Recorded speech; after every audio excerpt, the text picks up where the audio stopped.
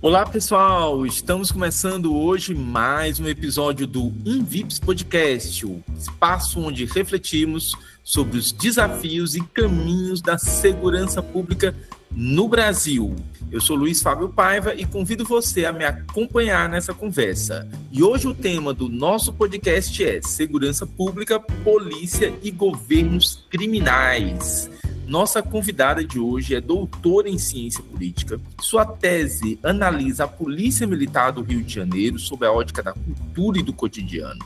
Entre 1999 e 2003, assumiu o desafio de desenhar o futuro da segurança pública no Rio de Janeiro e no Brasil.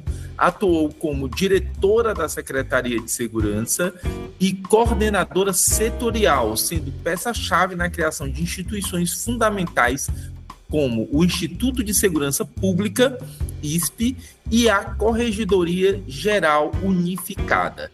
No governo federal, atuou como diretora da Senasp, Ministério da Justiça, liderou a modernização do setor, influenciando desde o Fundo Nacional de Segurança Pública até a criação do SUSP, Sistema Único de Segurança Pública, e do Cinesp.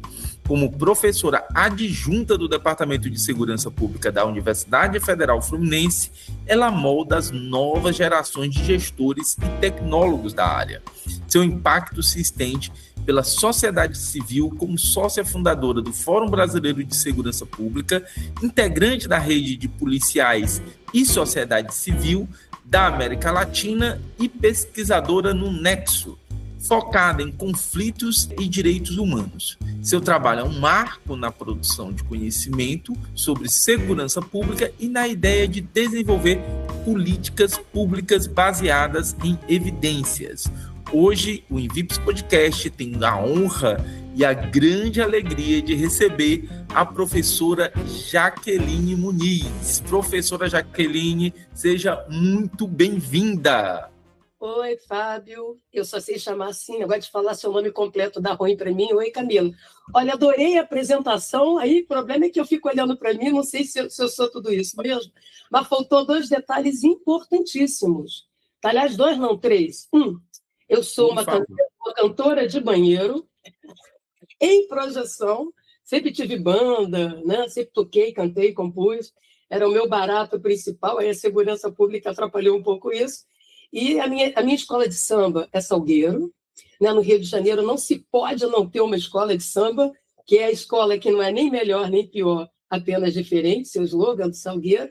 E meu time, que eu herdei do meu pai, isso aí é mais importante do que o meu diploma de doutorado, é o Fluminense. Não falem mal, entendeu? E eu faço a linha torcedora fanática. Tenho tanto medo dos Fluminense perder que eu assisto tapando o olho. Pronto, é isso. Maravilha, professora Jaqueline. Depois do Ceará, sem sombra de dúvida, é um excelente time. Não me merece isso. E mais uma vez aqui eu tenho a honra e a alegria de dividir a bancada do InVips Podcast com a nossa querida professora Camila Holanda. Olá, pessoal. Então, a torcedora do Fortaleza saúda com muita alegria essa conversa com a professora Jaqueline Muniz. Com certeza será uma conversa com muita autenticidade, com muita possibilidade de reflexões que mobiliza e instiga nós que somos pesquisadores do campo, né? Da segurança pública, da conflitualidade, das relações de poder. Então, vai ser uma alegria ouvir a trajetória, os pensamentos, as inquietações da professora Jaqueline Muniz. Maravilha. Como vocês sabem, o InVips Podcast é uma iniciativa do Instituto Nacional de Ciência e Tecnologia, Violência, Poder e Segurança Pública, o InVips do CNPq, que reúne agora 16 grupos de pesquisa de universidades públicas brasileiras de referência na área de estudo sobre violência, crime e segurança pública, com a presença em uns estados do Brasil. O grande objetivo do InVips é compreender como a violência e o crime impactam a sociedade brasileira, suas instituições e sua cultura. Para isso, o Instituto aposta na articulação entre pesquisa, ensino e extensão, promovendo o intercâmbio entre diferentes grupos e territórios. A ideia é construir uma ampla rede de pesquisadores e pesquisadoras capaz de produzir dados robustos, análises consistentes e ferramentas que fortaleçam tanto a ciência quanto as políticas públicas. O INVIPS busca contribuir diretamente para o desenvolvimento tecnológico, a formação de profissionais qualificados e a promoção de uma segurança pública comprometida com a justiça e os direitos humanos.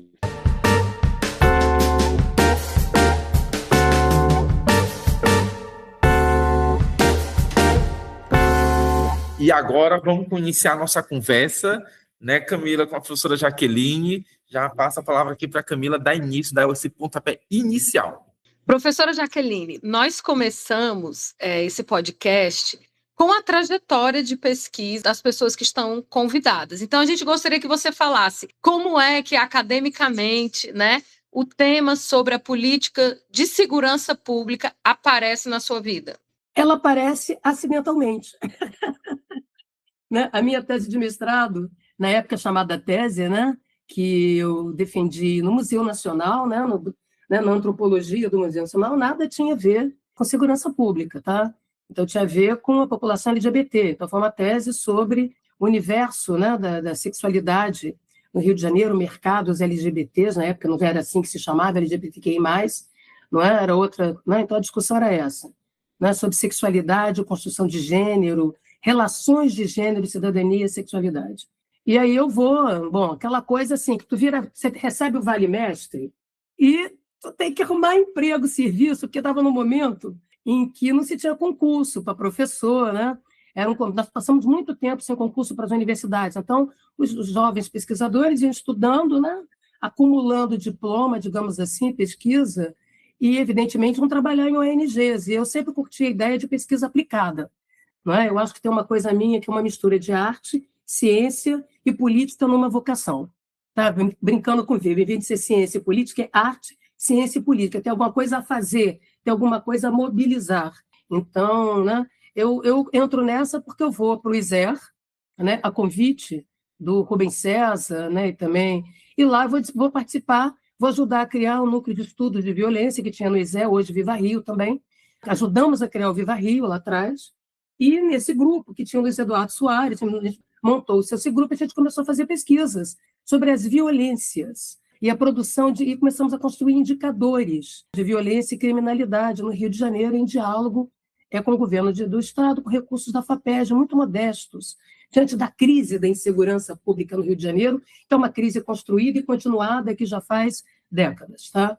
E ali, então, meus primeiros estudos foi sobre violência doméstica de gênero e intrafamiliar, sobre os números da violência, a necessidade de se ter um sistema de dados qualificado e tudo mais. Então, foi exatamente a experiência de Ongueira de trabalhar com pesquisas aplicadas em que você produz diagnósticos e também produz sugestões ou formulações que subsidiem as políticas públicas. Então, tem um pouco assim desse inconformismo, quer dizer, não basta só produzir diagnóstico, pensar, criar teorias, é preciso intervir na realidade. Então, isso é que marcou. E lá pelas tantas, gente, eu estudando essas violências, né, chacinas e tudo mais, estudos dentro das cadeias, quer dizer, um dos trabalhos que eu fiz foi a chamada ética no mundo do crime, então fui para dentro de presídios masculinos, acompanhar o cotidiano nas cadeias, mas aí nessa de você estar na rua, vendo a madrugada, né, o que acontece no espaço, como é que os espaços são negociados, as territorialidades e suas lógicas, eu me dou conta que tem um ator central, a polícia. Esse ator é uma espécie de Jano, o deus da entrada e das saídas da vida social, uma espécie de alter ego, né? É um Jano que tem como missão Sísifo, refazer todos os dias a mesma coisa, entendeu? No cotidiano. E o que eu mais percebia, mapeando essa literatura, a literatura existente sobre violência, criminalidade, é que não se tinham estudos substantivos sobre polícia, de dentro.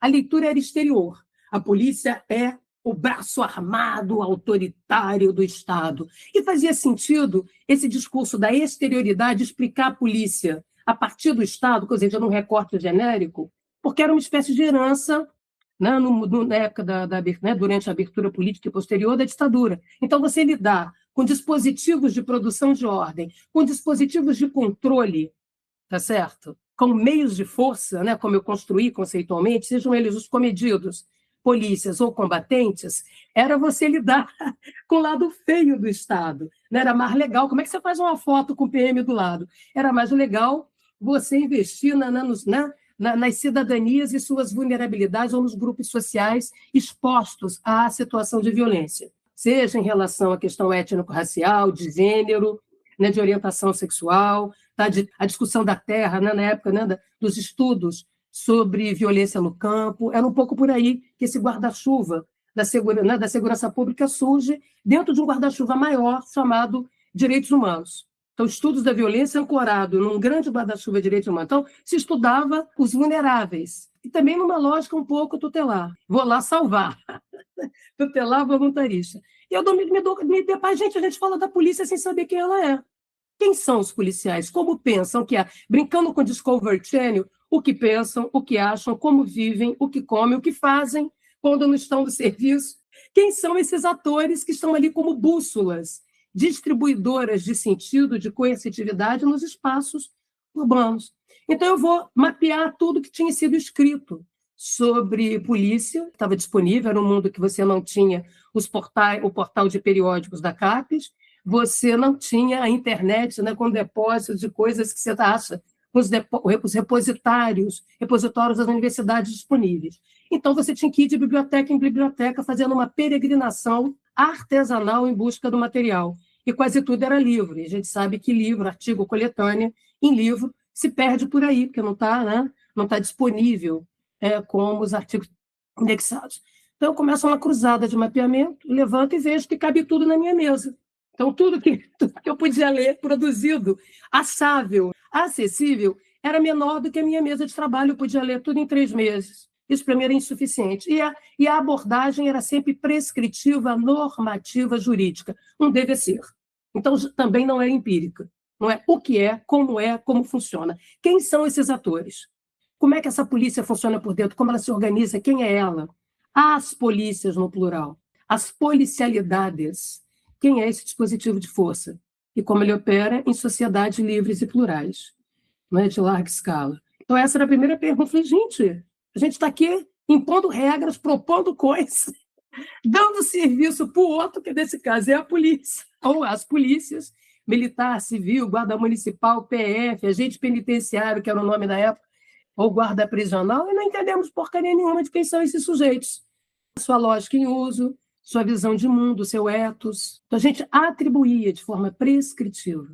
E aí que eu decido, então, entender a dinâmica da ordem, porque fazendo pesquisa com o mercado LGBT, vamos falar assim, das boates, bares, da vida, do cotidiano, eu me deparava, né? E eu, como fui muito para show, rodava muito, eu gosto muito da madrugada, de ir para tudo quanto é canto onde tem multidão, então eu me deparava com esse ator nos shows, na praia, no Ano Novo, no futebol, no Maracanã. Está lá a polícia, entendeu? Quem é negociando as fronteiras entre esses territórios itinerantes que conformam a cidade na sua pluralidade, né? Ou as cidades dentro da cidade, redesenhada pelos seus sujeitos, seja do centro, seja na periferia, seja nos espaços novos. Então, aí eu falo, gente, tem que estudar esse negócio, tem que saber, tem que conhecer, tem que entrar dentro da polícia, fazer trabalho de campo. Antropologicamente falando, por isso que eu sou uma antropóloga cientista política, né? Porque na época fazer 4 anos de mestrado, os doutorados ainda estavam surgindo, né? Ou se consolidando, melhor dizendo. E é assim que eu vou fazer, vou bater na porta da polícia. Eu comecei pela Polícia Civil, porque nós precisamos construir indicadores, reestruturar os ROs, que você mapear, né, a produção da polícia e tudo mais, né? Para poder produzir taxas de crime, porque você não tinha estatísticas criminais regulares. Para criar isso, você tem que ter base de dados, você tem que ter um conjunto de critérios que não tinha. Por isso, eu vou ser uma das pessoas que vai montar isso no Rio de Janeiro e depois levar para o Brasil essa experiência de criar o sistema de dados no Rio de Janeiro, né, com indicadores de criminalidade violenta, intencional e letal, e tudo isso saiu do nosso trabalho como gestor no Rio de Janeiro, gestores, né, porque não fui só eu. E aí eu decido que, gente, nós temos que entender esse ator. Não dá para prescrever, porque isso tinha uma subalternização desse tema. Parecia pegar mal, entendeu? Que você adquiriu o estigma do seu sujeito de pesquisa. Então, à medida em que eu fui caminhando para estudar cadeia, né, fui para dentro das cadeias e depois para dentro das polícias, era como se eu virasse assim, entendeu? Uma rainha do camburão, ou seja, eu passava como pesquisadora até os estigmas, como mulher inclusive, né? do objeto, chamado, aspas, objeto de estudo, por contágio moral.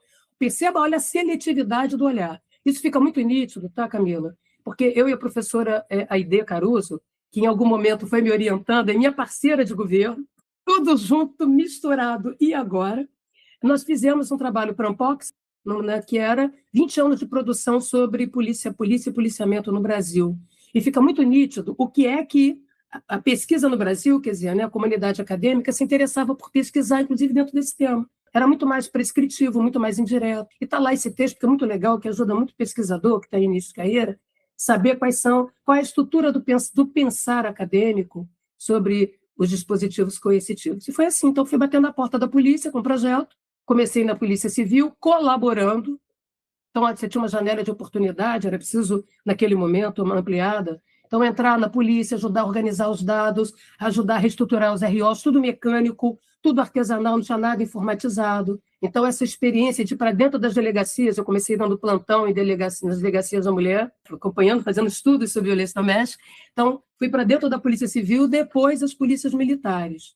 E aí também vem compreender esse mundo cotidiano. Então, passar o meu dia dentro de batalhões, fazendo ronda dentro de viatura. E, para isso, eu tive que construir essa credibilidade, essa confiança. Aí eu me dou conta que a literatura brasileira, no momento, é insatisfatória para a minha curiosidade, apesar de muito ensaística e muito qualificada.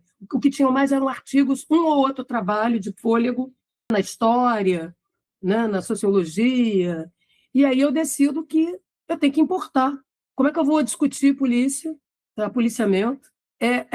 Na mesmice, entendeu? Numa lógica endógena, falando só com aquela meia dúzia. A ciência não tem fronteira, que, aliás, é uma boa ação de governo, né?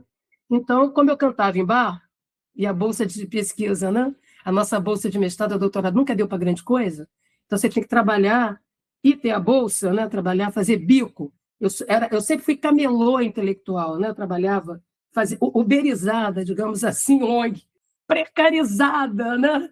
Como boa parte dos pesquisadores que, então, fazem 500 pós-doutorado para continuar pesquisando até rolar uma inserção institucional mais estável.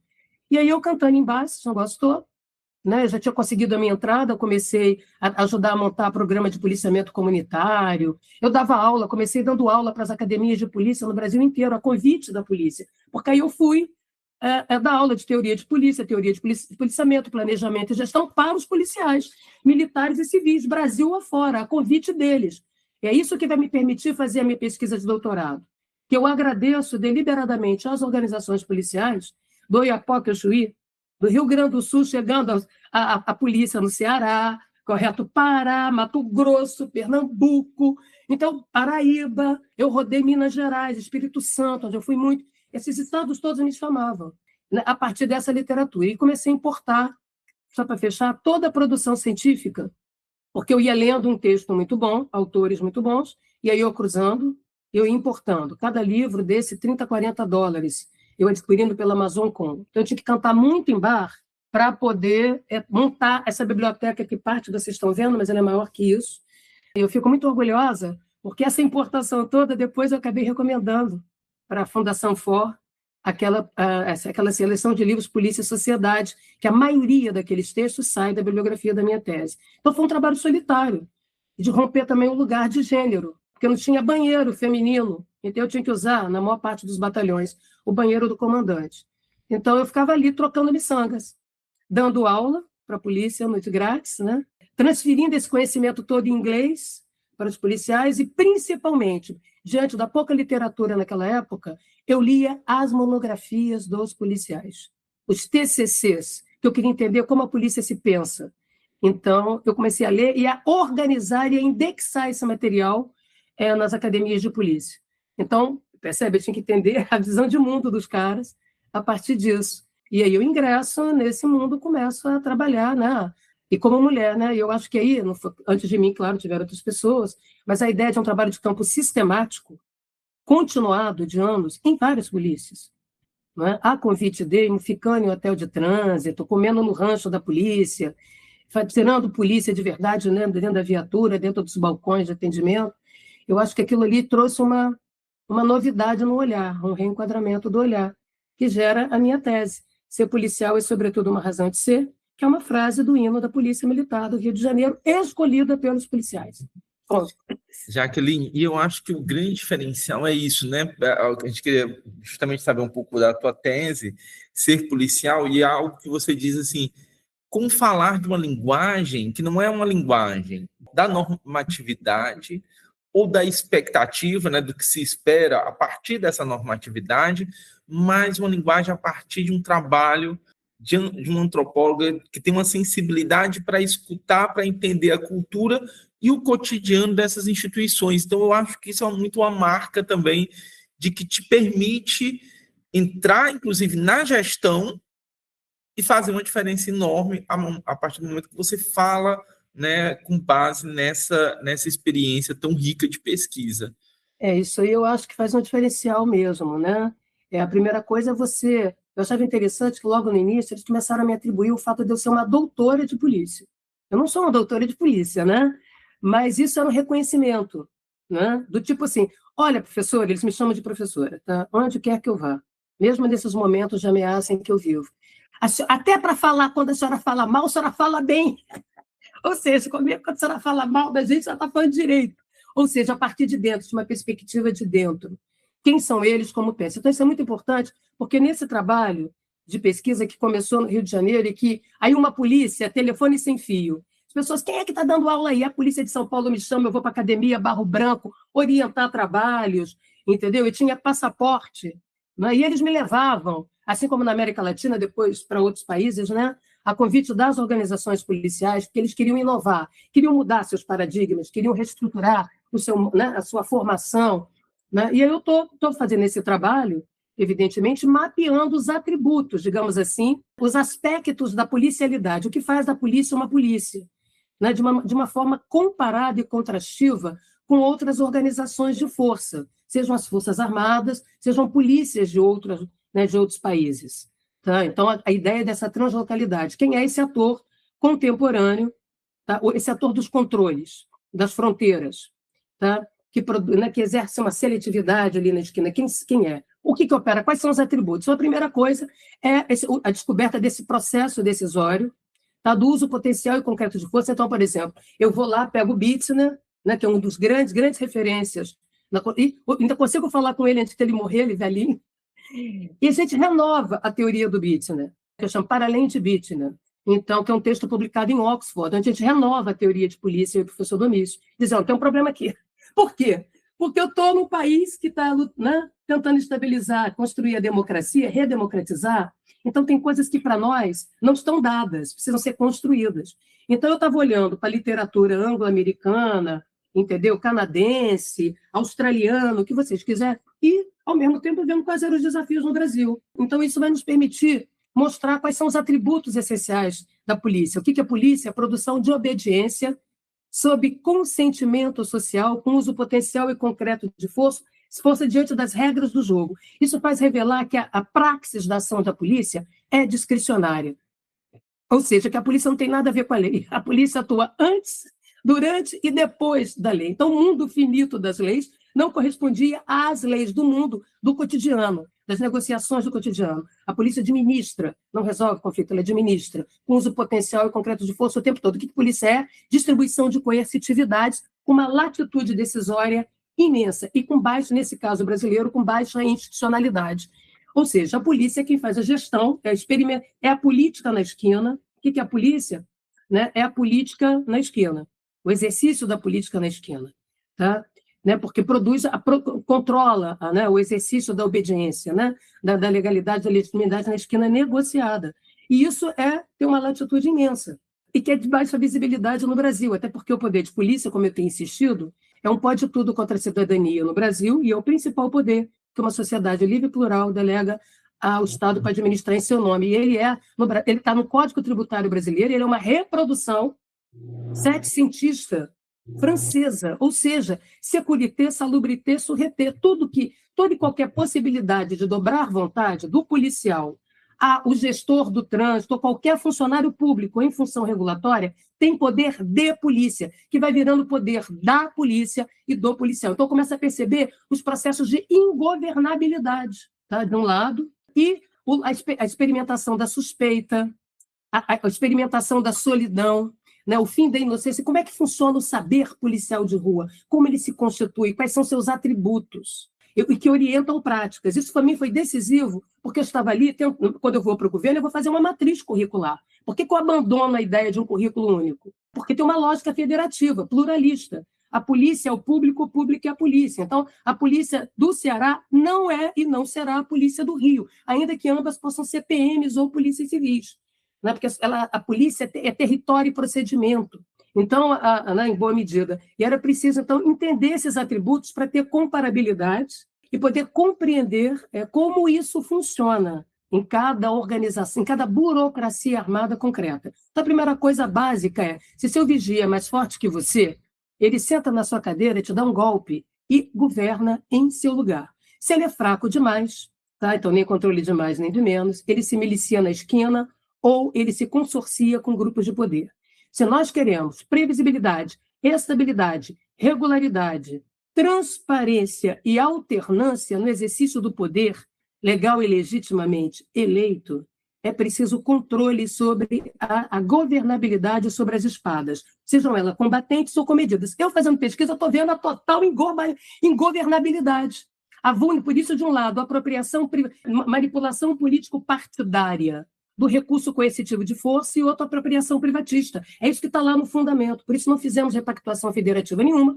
Por isso, a Constituição de 84 é um arremedo ordinário da Constituição autoritária no que diz respeito aos dispositivos de força. Artigo 144, 142 é vergonhosamente uma fotocópia, né, com palavrinha bonita, recheio de bala, né, papel brilhoso de bala, com recheio podre. E o que a gente aprendeu na história das democracias? A primeira coisa é o comando civil sobre as espadas. Depois, quebra do monopólio no exercício do poder coercitivo. Senão, o seu vigia fica mais forte que você. Então, por isso nós experimentamos golpismos e chantagens de todo lado. Teve um artigo recente que eu escrevi, de novo, mostrando que a Polícia Federal é que se autogoverna. Não tem essa desse aparelhamento. Não é? E mostro que, no Brasil, né, o superintendente, o DR, diretor-geral da Polícia Federal, dura mais em cargo do que ministros. E aí do ministro, se quiser governar a Polícia Federal, ele cai. Tá? Porque são governos autônomos, que eu chamo de autonomização predatória do poder de polícia no Brasil, gerando autarquias sem tutela, para poder a gente brincar com Weber, ao mesmo tempo que, né, de uma maneira mais ampla. Então, nós temos um sério problema que vulnerabiliza o guarda da esquina. Tá? Então, eu digo que aqui nós temos uma insegurança decisória. Tá? Pior que um policial mal pago e mal treinado é um policial inseguro na tomada de decisão. Tá? Ninguém quer um cirurgião que treme a mão na hora de cortar a barriga. Ninguém quer um açougueiro que estrague a picanha cortando ela errada. Por que você quer um policial cujo estado da arte, a distribuição de coerção, o uso potencial e concreto de força, não há nada mais além do que ele faz, é isso, que ter cabeça quente, coração aflito e dedo nervoso. Então, esse é o grande problema da governabilidade. E eu vou ver isso confrontando a literatura, né, das ciências sociais, antropologia, sociologia, na ciência política. Né? Eu lido muito bem com esses três campos, me incomoda muito ficar confinada a apenas um recorte, a um modo de entendimento da realidade. Então, para mim, eu gosto de brincar de Lego com essas coisas, e estou olhando isso. O aparelhamento do medo amplia esse cheque em branco, essa procuração em aberto. É por isso que eu vou criar a teoria dos mandatos, das competências exclusivas, partilhadas e redundantes entre dispositivos de força, dizendo que no Brasil os mandatos seguem em branco, em aberto, para serem preenchidos no fio do bigode, produzindo baixa institucionalidade. É por isso que ninguém passa no teste da policialidade. É por isso que não se tem, claro, uma doutrina de uso da força. Então, eu começo a construir essa linguagem, o uso da força, força suficiente que não é proporcional, tá? Que não tem nada de proporcionalidade. E aí renova-se a teoria de polícia, mostrando que a maioria dos autores, até hoje, pensa no uso concreto da força, até para entender crime organizado. É quando você, de fato, emprega a coerção. Acontece que antes disso tem uma coisa chamada uso potencial. Eu, quando exibo o meu fuzil, tudo isso, eu estou produzindo intimidações. Eu estou produzindo regulação, porque matar é caro e dá trabalho, e custa. Então, tem uma racionalidade do matar, sempre administrado pelo Estado, que introduz essa pedagogia. Então, evidentemente, só para sair matando todo mundo, espancando todo mundo. Então, era preciso distinguir essas coisas, a obediência da sujeição. O que distingue a obediência da sujeição? Não está no ato. O mesmo soco pode ser obediência ou sujeição. Está no consentimento social, na autorização. E essa autorização pode matar em meu nome, correto? Então, por isso que também nós vamos ver uma certa adesão, né, à matança, que tem elevada rentabilidade política e produz resultados no curto prazo, inclusive voto. Então, isso tudo depende de você compreender esse lugar das burocracias armadas e onde elas estão. E o que elas querem dizer, porque são, sobretudo, a polícia que é pervasiva, é em escala. Polícia é pronto emprego, não são formas de espera, são formas de ação com alto grau de autonomia decisória para tomar decisão em tempo real. Atuar na emergência, naquilo que emerge, naquilo que surge. Então, por isso a polícia é antes que algo aconteça, durante e depois. A fantasia erótica de que sistemas judiciários controlam a polícia é gargalhante. Só controla o papel. Aquilo que vira registro. O depois que rolou, isso aqui não é Minority Report. Então, a maior parte do que a polícia faz é aquela parte escondida do iceberg. E como a gente fica olhando só para a normatividade, é por isso que a polícia é o coelho da linha de produção do sistema de justiça criminal. Põe o Ministério Público para trabalhar, empurra a justiça, e é a única que produz saldo operacional tangível, passível de mensuração. Corpos, coisas apreendidas, corpos mortos, não é? Então, ela é a expressão de governo. O que é a polícia? É o governo nas ruas, o Estado ambulante nas ruas. O exercício concreto de autoridade na esquina e de negociação dessa autoridade. E aí tem um conjunto de coisas que derivam do Zé, né, que são específicas dos etos, né, policiais, e é isso que nós não atentamos. Então, a gente fica pondo onça para tomar conta em quintal, engordando onça, ampliando o poder de polícia desregrado, atribuindo à polícia o que ela nunca vai fazer em lugar nenhum. Por exemplo, prevenção. A não ser que você queira uma polícia nazista, a não ser que você queira a retomada da SS, porque a prevenção significa atuar sobre causas. Nenhuma polícia interfere em causa nenhuma. A polícia atua na oportunidade com que coisas acontecem. A polícia não muda a consciência de ninguém, ela altera a oportunidade com que eu tenho vontade de matar ou roubar ou agredir alguém. Ela frustra as minhas oportunidades, mas não muda a minha consciência nem matando. Ela vai cansar de matar e ela não vai alterar as relações ou os fatores criminógenos. Então, ela atua na superfície com que os eventos se manifestam. Né? A prevenção e polícia não existe em si mesma. Quando a gente atribui à polícia o papel preventivo, nós acabamos de dar uma carta para ela matar, porque você tem que matar o vetor do vírus. É a criança da favela, é a semente do mal, é o bandido, correto? Então, autorizou. Por quê? Porque o que a polícia tem é uma sucessão, o efeito preventivo da polícia é indireto, é uma sucessão de efeitos dissuasórios. Aí o sujeito vai lá e diz que a polícia é preventiva, amplia deliberadamente o poder de polícia, uma discricionariedade, que na tradição liberal autoritária jurídica brasileira não é prevaricação. Aqui é o seguinte, você fala discricionário, é igual a ser arbitrário. Aliás, mais que é arbitrariedade, não arbítrio. Então, veja, por que é assim aqui? Porque tem que ocultar a liberdade decisória do juiz, a liberdade decisória do promotor. Então, a ideia, quer dizer, você esconde que a polícia toma a decisão em tempo real e que essa decisão é de natureza administrativa procedimental e que se apoia na Constituição, no pacto sociopolítico e não no direito penal. Aí dá ruim, entendeu? Dá ruim. Então, todo mundo esconde. E é isso que gera as ingovernabilidades e as negociações, né, no cotidiano, e as faturas que a gente vê. Por isso que eu acho que, em boa medida, essas reformas de polícia, como reforma de geladeira aqui, elas não vão no ponto certo e ainda multiplicam o poder de polícia. A polícia está dizendo, não me dê mais poder. E nós, ao fazermos propostas com base em diagnósticos equivocados, em leituras prescritivas sem evidência empírica, acabamos endossando esse negócio que daí é o que a gente tem assistido, né? Tá certo?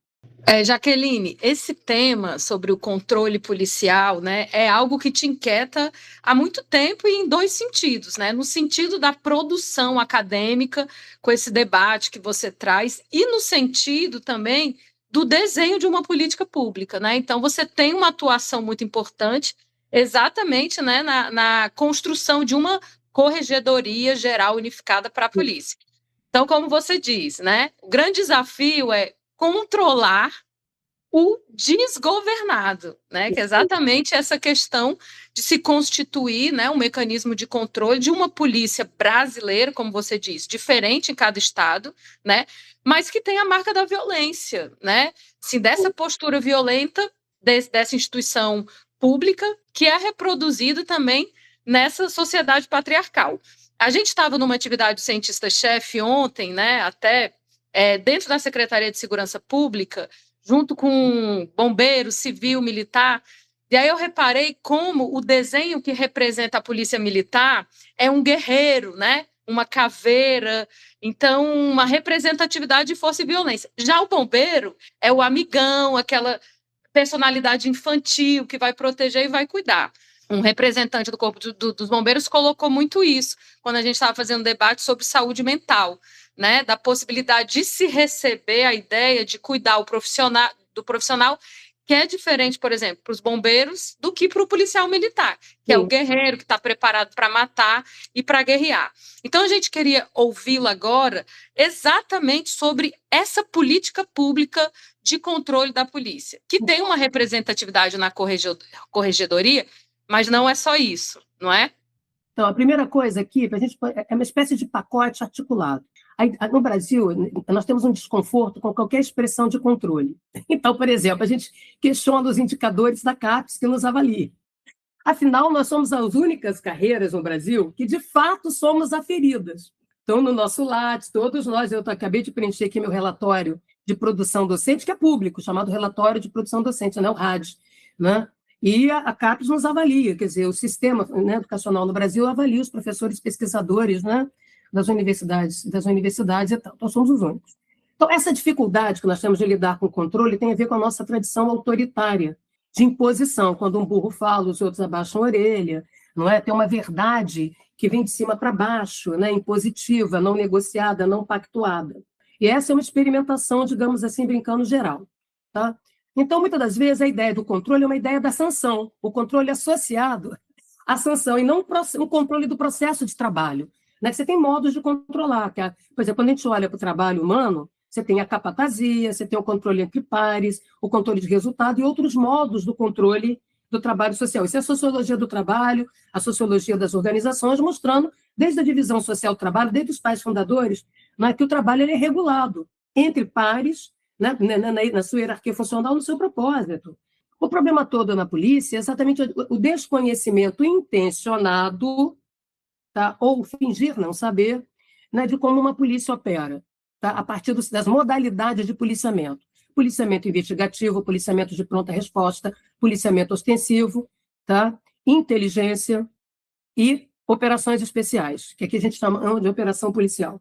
Então, essas 5 modalidades básicas que organizam o trabalho de polícia numa única polícia, ou partilhado, dividido, segmentado em várias polícias. Então, você tem que conhecer o processo de trabalho. E é isso que eu me dediquei, a entender o ethos da polícia, como ela funciona, como ela pensa, como os policiais, quem são esses policiais concretos, seus marcadores sociais da diferença. É bom lembrar que as polícias militares no Brasil, isso é um detalhe importante, assim como o Exército Brasileiro, foi a grande mola, tá, de mobilidade socioeconômica, mobilidade social, para a classe baixa, para o populacho, vamos falar assim, sobretudo os homens. Porque o start de entrada era baixo e permitia, então, matrícula, estabilidade de emprego, virar rimo de família, né, e tirar as coisas no Credex, no crediário, para a família estendida. Então, nós vamos ver, né, que a origem dos policiais das Forças Armadas vem de baixo. Tá? Isso é muito importante da gente compreender. Então, como é que gera controle desse negócio? O controle não é negativo, o controle não é punitivo, porque aqui, olha os ditados na polícia. A motivação para trabalhar é a punição. Direito humano, né? Não tem direito humano para a polícia. Tá? Então, essa era uma leitura o tempo todo de sujeição, de manipulação da polícia, porque é uma mercadoria política valiosíssima o policial. Por isso que eu digo que ele é quase um zumbi de patrulhamento no Brasil. Ele tem a carteira dele, né, de polícia, e tem um atestado de óbito que mais cedo ou mais tarde vai cegar, porque a vida dele é tão barateada, tão precarizada, né, e tão destituída de valor quanto a da periferia de onde ele sai. É o PPP, preto, pobre, periférico, como se diz no cotidiano. Então, esse é um ponto importante da gente compreender quem é, né, essa classe popular, digamos assim, né, que está dentro da polícia e que acende ali. Tá? E como é que essa organização opera? Então, primeiro, era preciso blindar a polícia do uso político-partidário das apropriações privatistas. Segundo ponto, era preciso quebrar os monopólios no exercício de polícia, coisa que o Brasil não fez. Isso gera ingovernabilidade e capacidade de manipulação, clientelização e mercadização do policial na esquina. A morte dele é um bom palanque eleitoral. Tá? É por isso que eu vou começar lá atrás estudando vitimização e letalidade, criando esses padrões, folga, serviço, por modalidade de risco, em todas as organizações de força. O primeiro estudo nosso, de 94 a 95, olha, gente, em 1994 a 95, foi das Forças Armadas à Guarda Municipal da Esquina, mostrando os padrões de vitimização e letalidade. Criamos esses indicadores, quem trabalhou comigo foi Inácio Cano, nós estávamos no ISER, criando essa metodologia, quer dizer, mapeando os riscos, saúde e segurança ocupacional. Tá? A taxa de suicídio, quem primeiro vai trabalhar, revelar que a taxa de suicídio da polícia é 6 vezes maior, no caso do Rio de Janeiro, do que da população masculina de igual idade, somos nós aqui, nesse mesmo período. Essa pesquisa ela foi um marco, o recurso da ONU que tinha conseguido. Né? E isso vai fazer com que, na época, a Veja, que ainda era uma revista com elevada credibilidade, publique a pesquisa. E aí, com isso, a gente consegue desenhar uma política de saúde ocupacional, de segurança no trabalho, equipamentos de proteção individual, uma doutrina de uso da força. Eu, quando entro no governo em 99, eu vou discutir com a PM uma doutrina de uso da força, porque ele oculta. Aqui, a melhor ocorrência é aquela que ninguém viu, que não teve registro e que nenhum toque-toque filmou. Entendeu? A boa ocorrência é aquela que não existe, correto?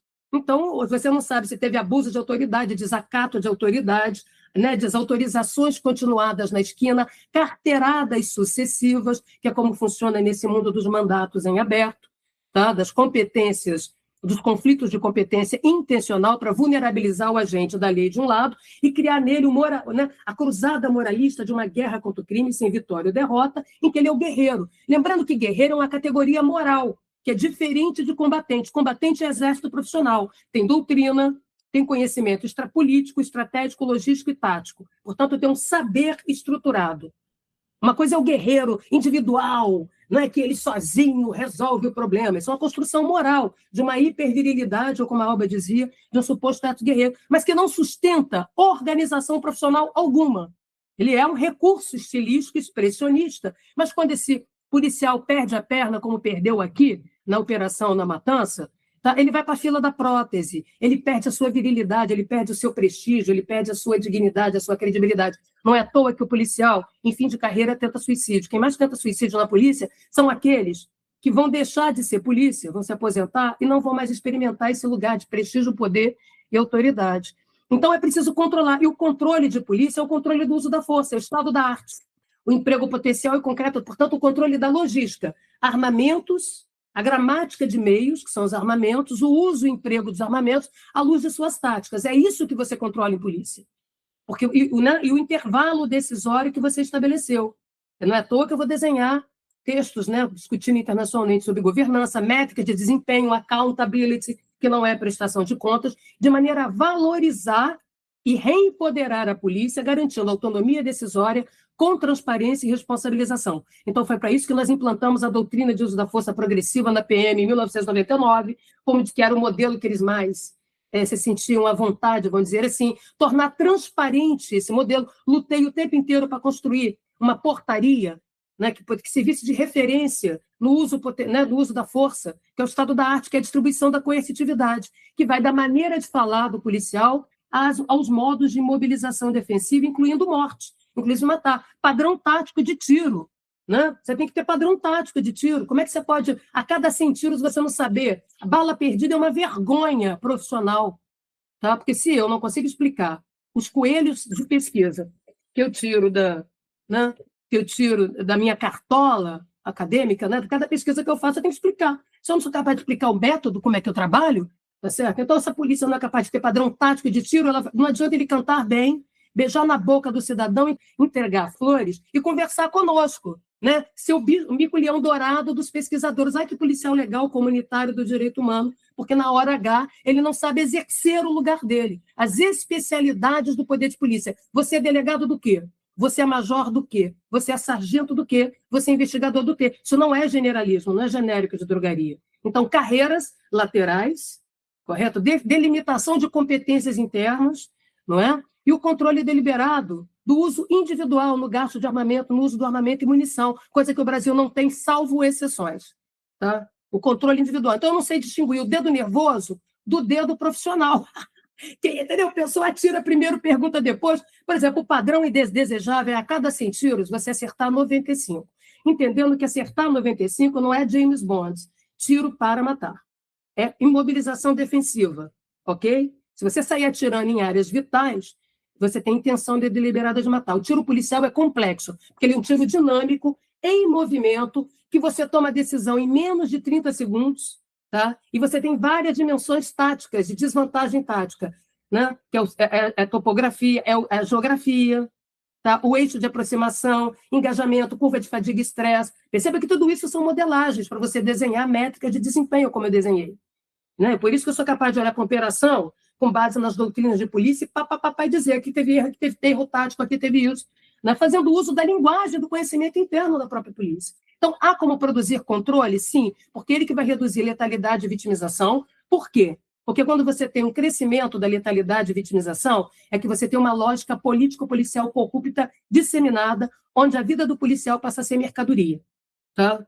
Então, nem pense, quando você tem alta taxa de letalidade e vitimização, vá buscar ver os consórcios entre governo policial, governo policial e governo criminal. Não tem essa. Correto? Você estuda. Então, criar corregedorias, criar ouvidorias, porque unificada, exterior à polícia, para ela poder atuar de forma regular, transparente, continuada, sem pressão, desenvolver os mecanismos de aferição por mérito. Não é punitivo, por mérito. Né? Porque você pode ter erros, incompetências, incapacidades, erros e má-fé. Tá? Então, é preciso distinguir isso na tomada de decisão. Polícia não é produto, polícia é processo. Como eu prendi? Como eu apreendi? Como eu imobilizei e gerou morte? Então, é uma cadeia de responsabilização que começa no sujeito, por exemplo, que definiu os fins da política, que delimitam os meios logísticos do agir e conformam os modos táticos à luz dos meios. Aqui no Brasil, fins, meios e modos brigam intencionalmente entre si para produzir não responsabilização. Né? Porque o comandante em chefe, quando o policial atira junto com ele o governante e toda a cadeia de comando e controle. Polícia é a política em armas, para a gente brincar com cláusula, o que quiser. Então, para ocultar o processo decisório, que é a praxis de polícia, fica todo mundo vulnerável. Você nunca... A mesma prática do policial hoje, todo mundo bate palma, daqui a 3 minutos, aquela mesma prática vai ser vista como violenta, criminosa, etc. e tal. Essa instabilidade, essa precariedade, ela permite manobras e manipulações. Ok? Acontece que a polícia aprendeu muito rapidamente que quem governa as ruas é ela. Então, se eu vigia, né, você começa a governar no lugar do governo, tá? Que é muito comum aqui no Brasil. O que você faz? Você fala, minha polícia é técnica. Não existe independência no futebol clube. A polícia ela é autônoma. Ela tem que ter autonomia decisória, mas não independência do Estado. Ela pode se constituir como um poder a mais. O poder moderador da Força Armada, o poder da polícia, que é como rola aqui. Tá? Aqui a gente vive de agradinhos. Lidando com a polícia como se eu estivesse lidando com o sindicato da CUT. Ou eu dou agrados, caraminguás corporativistas, correto? Então, não se pode. Por isso, é um desenho, né, que considera a natureza do meu trabalho. Quando a gente questiona a aferição da CAPES ou do CNPq, seja daqueles órgãos da própria universidade, o que a gente está dizendo é, me avaliar só assim é insuficiente. Vamos avaliar aqui também a qualidade do nosso trabalho e tudo mais. Então, a gente quer que os indicadores indiquem, apontem e reflitam a realidade do nosso trabalho. A mesma coisa na polícia. O que eu assisto aí de indicadores de aferição de sucesso, de eficácia, eficiência e efetividade, reproduzem o vício, que é o produtivismo. É todo mundo pendurado na brocha do saldo operacional, não importa por que meios produziu, porque ele é estamagrável, ele é passível de fazer filminho, de multiplicar o regime do medo e autorizar práticas de exceção. Como eu tenho dito, já que os mandatos são em abertos, como eu tenho mostrado, produzindo ingovernabilidade, nós temos a insegurança como um projeto, uma política, um projeto autoritário de poder que dá certo, tem dado certo no Brasil. Tem nada dando errado do ponto de vista político-eleitoral. E isso depende desse dispositivo de controle para dar garantias ao policial, estabilidade decisória. Por isso é que você tem, de um lado, um alto grau de doença ocupacional, gente. Alergias, doenças de fundo cardoso, psiquiátricas. O primeiro mapeamento dos atendimentos hospitalares, dependência química, O grau de pressão é assustador. Imagina você trocar tiro no dia seguinte e voltar para trabalhar. O Rio de Janeiro foi pioneiro na construção de um programa de controle de estresse, também na criação de quadros de psicólogos, porque a experimentação da sociologia nativa policial, da filosofia nativa policial, da criminologia policial na esquina, não é passível de ser contada em mesa de bar. Imagina você chegar em casa e falar: hoje eu acabei de trocar tiro, eu tive que resgatar um sujeito com uma faca enfiada na cabeça, né? Eu assisti. Esse é o cotidiano. É o cotidiano de assistir na dupla acepção da palavra. Assistir de ver, assistir de socorrer ou de intervir, o pior de nós mesmos. A baixaria, o tiro, porrada e bomba, o soco na mulher, entendeu? O espancamento da travesti, correto? Né? As violências interpessoais de cidadãos de bem. Então, o cotidiano da polícia é lidar com a conflitualidade e produzir solução provisória. Toda e qualquer solução da polícia, por ser coercitiva, ela é provisória e situacional no tempo e no espaço. Por isso, a polícia não é igual à segurança pública. E por isso não adianta você ficar ampliando o uso repressivo da polícia, que é burro, porque repressão não tem estoque, como polícia não tem estoque. Então, isso é muito importante. O que a gente faz aqui não é a produção do controle profissional. Ou ele é moral, censor, ou ele é aquela lógica ufanista, né? Tudo em nome de um discurso da guerra contra o crime, de uma cruzada moralista do bem contra o mal. E isso, evidentemente, permite a clientelização da polícia por dentro, mudando o paz para manter as panelinhas corporativistas. Então, todo mundo sai ganhando. Sai ganhando o promotor, sai ganhando o juiz, sai ganhando o governante. Só quem sai perdendo é a sociedade e o policial, porque a fatura vai chegar para a gente sobre a forma de insegurança, doença, violências e violações. Jaqueline, e é incrível como você consegue assim mostrar e explicar isso, mas ao mesmo tempo tudo isso é talvez o grande desafio em uma sociedade de produção de tantas intolerâncias, Sim. Né?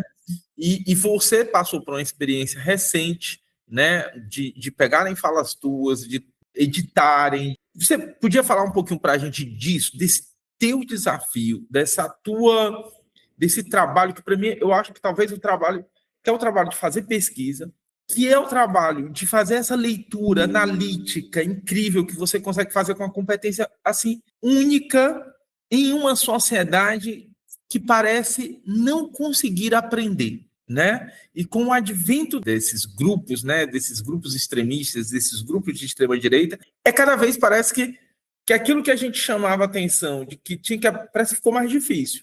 Sim. Porque é aquela coisa assim, eu não sei, eu não quero saber e eu tenho raiva de quem sabe. Né? Isso é um ditado muito dito aqui no Ceará, né? Mas eu não sei, eu não quero saber e eu tenho raiva de quem sabe. Então, eu queria também te ouvir um pouquinho sobre esse desafio, né? De ser professor, de ser pesquisador, de tentar trabalhar tudo isso, trabalhar esses conteúdos e falar deles e enfrentar a ignorância. A primeira coisa que eu acho que nós temos que entender, né? Eu falei da Santíssima Trindade, né? Senhor da guerra, profeta do caos, mercador da proteção. Eu já escrevi isso um tempo atrás, até na época da discussão bolsonariana. E mostrando o seguinte, a primeira coisa que a gente tem que entender, seja olhando o que o Trump faz, seja olhando o que o Rio de Janeiro faz, exporta, né? A pandemia das operações, porque muita operação que gera escassez da própria capacidade da polícia policiar, quando feita de forma banalizada e vulgarizada, e por que ser útil politicamente. Então, a primeira coisa que nós temos que deixar claro é que em sociedades livres, plurais, de larga escala, de mercado e com o Estado, nesse nosso mundo, vamos chamar assim, brincando, neoliberal, se quiserem assim, a única coisa que o Estado faz sozinho, sem precisar do mercado, sem precisar da sociedade civil, sem precisar conversar com ninguém e que é tangível, palpável, a olhos nus, ou seja, produz um produto, olha como eu estou governando e sei governar, é a coerção. O resto todo, vou fazer uma política de saúde, vou fazer uma política de cultura, vou fazer redução da desigualdade. Tudo você vai precisar conversar com os setores da sociedade. Empresariado, mercado, seja quem for. Todo mundo, você chama, pôr na roda, abrir a roda e enlarguecer a moda Sarah Jane, brincando, né? Coisa que a gente faz pouco, a gente canta, vamos abrir a roda e enlarguecer, que deveria ser o debate da segurança pública, inclusive mudando as suas categorias, porque essas categorias estão capituladas e colonizadas moralmente, elas não são propriamente conceitos, do meu ponto de vista, elas são prescrições morais, receitas de farmácia, genérico de drogaria. né, eu diria eu, mas aí outro papo. Então, a primeira coisa é essa. Então, a única coisa tangível, a olhos nus que a gente enxerga, é a ação repressiva, porque ela é a expressão deliberada da ação do Estado. Tá claro? Essa é a primeira coisa. Então, se você quer mostrar que está governando, você não fez nada na saúde, a economia vai de mal a pior, a inflação comendo solta, tá certo? O que quer que queira, não é? Então, o que você pode mostrar que você manda, faz e acontece? Por meio das burocracias armadas. E você não precisa pagar pedágio para ninguém. Então, eu posso pegar a Força Nacional, fazer o que eu bem entender, a Guarda Nacional dos Estados Unidos, o ICE, ampliar o mandato do ICE. Tá? Percebe que tudo tem a ver com os mandatos, competências exclusivas, partilhadas e redundantes entre os dispositivos que dobram vontade na esquina. E depois que dobrou, depois que o sujeito morreu, né, como a americana morreu, como aqui acontece, só indo no centro espírita, no terreiro de Umbanda, numa roça de candomblé, para reencontrar a pessoa que morreu. Porque não dá para voltar atrás. Então, é preciso lembrar que a fabricação do medo, então, a insegurança como um projeto de poder, ela faz com que a gente... Né, isso é uma coisa, o medo é péssimo conselheiro, gente. Diante do medo, cada um de nós aqui, quando o medo agravado, eu aprendi teoria do Estado, teoria política. Tá? Digo, né? Então, quando o medo está agravado, cada um de nós abre mão das garantias individuais e coletivas em favor do primeiro fortão de ocasião que lhe prometa proteção. O traficante sangue bom, miliciano, gente boa, o político bravateiro, o senhor da guerra. Acontece que o protetor de hoje, que não é segurança, será o seu tirano de amanhã e vai extorquir de você os seus direitos civis, trocando por migalhas de direitos sociais assistencialistas. Tá? Como o medo não se adia, as coisas, é agora que eu estou sendo estuprada, é agora que eu estou sendo, né, correndo risco de sofrer um feminicídio político, né? Correto? É agora que eu estou no assalto, é agora que rola um tiro, porrada e bomba na minha comunidade. Então, a intervenção não se adia o medo, não se adia a insegurança, não se adia risco, incerteza e perigo real. É no aqui e agora da tomada de decisão. Por isso, o aparelhamento do medo legitima práticas de exceção. E como é que você faz isso? Abandona a polícia, o policiamento para fazer polícia de ostentação, polícia de espetáculo, não é? Que é o mundo das operações. Sequestra Maduro, que é um sequestro, escrevi, não sei o que, faz operações que são visíveis. Nenhum de vocês que estão me ouvindo ou que estão comigo enxerga a inteligência andando na rua, enxerga a investigação andando na rua, o efeito da patrulha ou da pronta resposta emergencial. Tá claro? A única coisa que vocês veem é o teatro operacional, que é de fato um teatro. Chama-se assim, que são as operações, porque ela envolve recursos mobilizados de escala. Tá? Ao mesmo tempo que gera escassez da própria capacidade da polícia, como eu expliquei, por sobreemprego continuado. Isso aqui é uma organização do trabalho, 40 mil pessoas, 100 mil pessoas, como em São Paulo, 50 mil no Rio. Não é assim. Tá? Então, veja que a ação repressiva, como um fim em si mesmo, primeiro, ela sustenta o resultado dela no tempo e no espaço? Não. Tá? Então, qualquer ação repressiva pontual não é capaz de produzir controle nem sobre território, nem sobre população, e menos ainda sustentar o efeito repressivo no tempo. Para isso é preciso que outras coisas combinadas, o arroz com feijão do policiamento, a obviedade o mais óbvio senso comum, opere nos territórios. Do contrário, entendeu? Você vai ficar na síndrome do cabrito, sobe e desce morro, e nada acontece, mas produz o espetáculo do medo, por um lado, agrava o medo do outro, por outro, e produz governos policiais ou autarquias sem tutela, que é que eu chamo, que dialogam com as governanças criminais, não tenha dúvida. Tá? Correto? Então, essa é a questão. Né? Por isso que você vai olhar, tem um fato comum, né? Que é a expressividade disso, o uso da violência, né? Nesse mundo de indivíduos avulsos. Se você mata o Estado e mata a sociedade, o Estado só atrapalha a minha vida. É muito difícil viver em sociedade, sobra um indivíduo avulso, uma planta aérea desterrada, desterritorializada, esvaziada de seus marcadores sociais da diferença. E aí o lugar de fala, a negociação do outro das diversidades vai virando lugar de falha. Por isso, aqui, né, tem que melhorar para ter melhoria, correto? Então, todo mundo pagando regra, que eu chamo de regime da esculachocracia nos meus textos, né, que é a destituição continuada do outro, com a moeda da violência ali na esquina. Então, é essa a questão. É isso que nós estamos assistindo. E, com isso, a ampliação do poder informal de polícia, que é o que está sendo acontecendo nos Estados Unidos agora, que acontece no Brasil. Aliás, eles estão aprendendo conosco. Então, olha bem isso. E esse é um discurso fácil de fazer, porque ele não promete, ele cria a aparência de solução, né, vivendo no mundo presentista, é uma espécie de mundo do imediatismo miojo-lame, da instantaneidade miojo-lame da ação. Porque, né, você está tão ali sobre choque elétrico, operação para lá, operação para cá, baixa, foge da bala, né, como eu falei, porque espadas autonomizadas, lembrem disso, governos policiais autônomos, a história das democracias cortam a língua do verbo da política, direita, esquerda, ao centro, ao lado, e raspa a letra da lei, constituindo governos autônomos que se instituem em rede com os governos criminais. Tá? E eu chamo de governo criminal porque quem controla território, administra a população, regula mercado, o governo é. Estado nunca, governo é. Então é bobagem esvaziar de poder, né, essas relações dos grupos armados, das gangues, porque aí fica um ilusionismo de Hollywood. Todo mundo falando máfia é ótimo. Mas você que é pesquisador dessa área sabe que os atributos tradicionais da máfia se combinam com atributos contemporâneos pós-capitalistas. Então, é nesse mundo. E o discurso da extrema-direita, o discurso da direita, explora esse medo, porque o medo encolhe, faz o tempo social encolher, faz o espaço social encolher, farinha pouca meu pirão primeiro, ou seja, encurta a cerca. Em vez de cessar a Jânia de ampliar a cerca do pacto sociopolítico constitucional, a gente encolhe. E o outro passa a ser, a gente começa a multiplicar inimigos e ameaças morais. Por isso, o fundamento das lógicas de proteção, que não é mais produzir segurança, e sim insegurança, é ter uma ameaça latente, continuada. Por isso as fake news operam, as auto-verdades operam, porque elas produzem unidade de sentido, elas produzem pertencimento. E quanto mais o ódio e o medo são articulados, porque o problema do medo e do ódio, gente, é que o ódio, a raiva, ela traz uma perspectiva. Meu Deus, olha que perigo! Vamos agir, então, dar uma sensação de solução.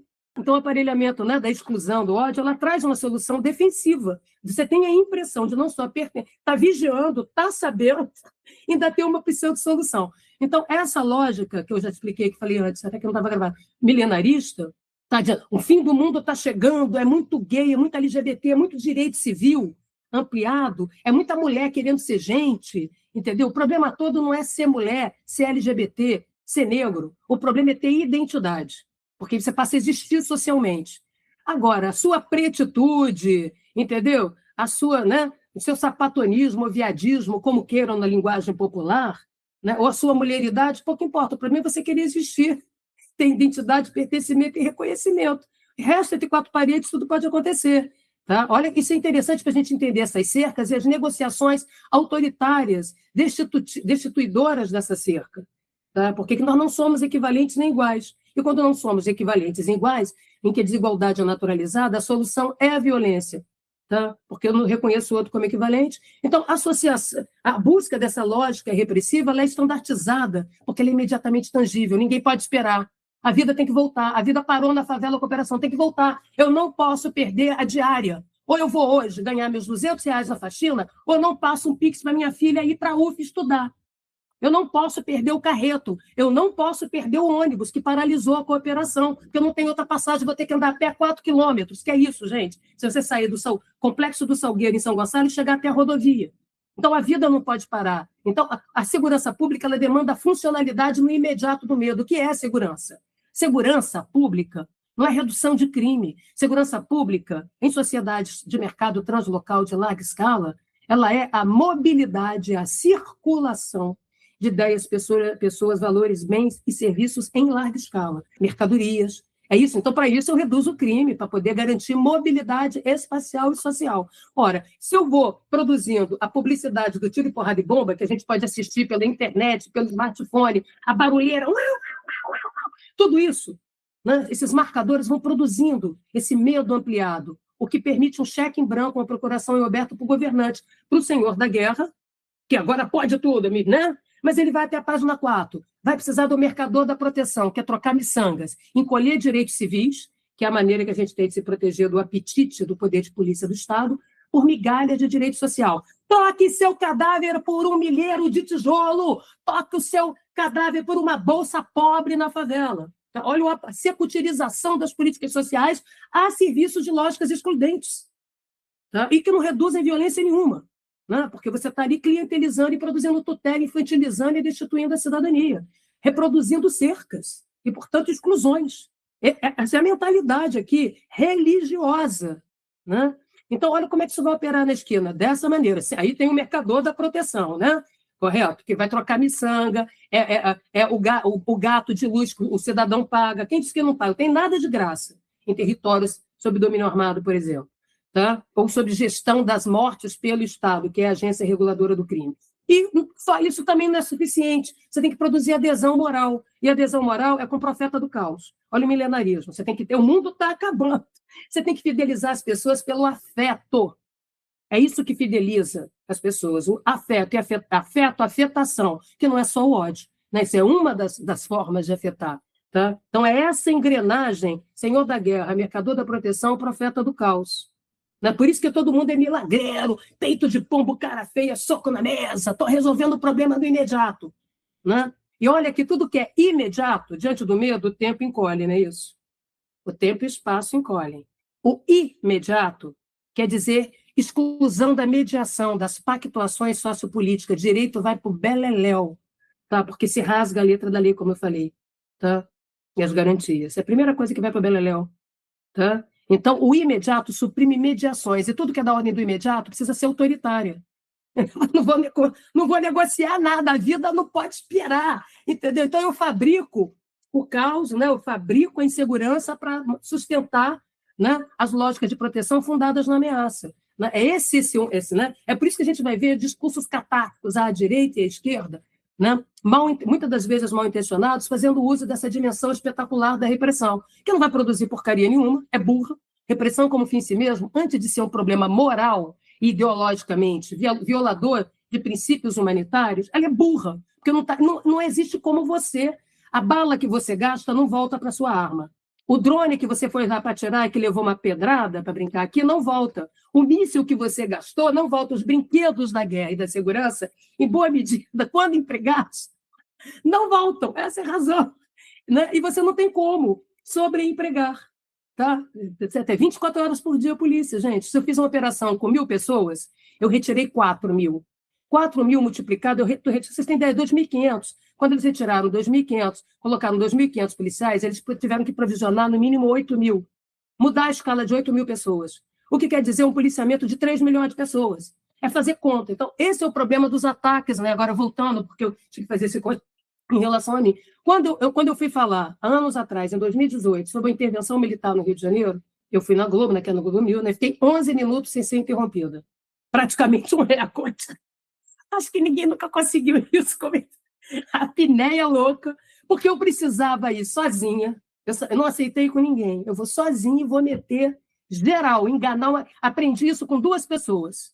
Com Maria da Conceição Tavares, quando eu crescer quero ser parecida com ela, e com Brizola. A pessoa faz uma pergunta, tu mete tudo que você precisa dizer, não deixa nem outra, porque senão eles vão cortar você, ainda mais se você é mulher, entendeu? Vai rolar um mansplay, vai rolar um silenciamento, né? Uma indiferença ao seu discurso. Então, eu sou uma mulher, né? Eu, como eu falei, eu vivo entre ciência, política e arte e vocação. Toda a minha estética, né? Tatuada, cabelo laranja, que eu voltei a usar porque era da época da minha banda, óculos diferentão, roupas exóticas. Eu estou usando meu corpo como linguagem de ruptura, né? Como linguagem de ter um questionamento. Começa no meu corpo, não é só as ideias. Não é? Então, óbvio, uma mulher que entende de polícia, de força armada e de segurança, tá? E que discute, dá aula para os sujeitos, inclusive na Universidade de Defesa dos Estados Unidos, onde eu dei conferência. Correto? Na América Latina, meus artigos são publicados na Colômbia, né, pelas próprias polícias, gente, na Venezuela, que eu passei anos como observadora internacional, a convite, Chile. Como pode? A pessoa é cantora, extravagante, é um palito de fósforo aceso, né, porque eu sou magra, alta, cabelo laranja, estou aqui exatamente para isso, a tocar fogo nos falsos consensos, nas falsas explicações. Obviamente que incomoda, e o que mais incomoda, tá, Camila e o Fábio? É que eu faço uso exatamente, primeiro, fala fácil. Eu uso imagens muito boas. Isso aí é síndrome do cabrito, espanta barata. Isso aí é polícia de espetáculo. Aí traduz, é polícia do bem contra a polícia dos bens, entendeu? Eu tento traduzir, porque ninguém é obrigado a fazer doutorado, ler tudo que eu li, para entender a minha fala.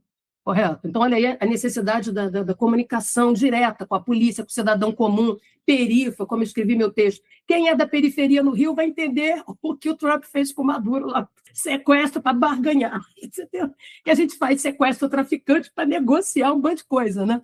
Então, né? Não estou dizendo que ele é traficante, estou dizendo o modus operandi.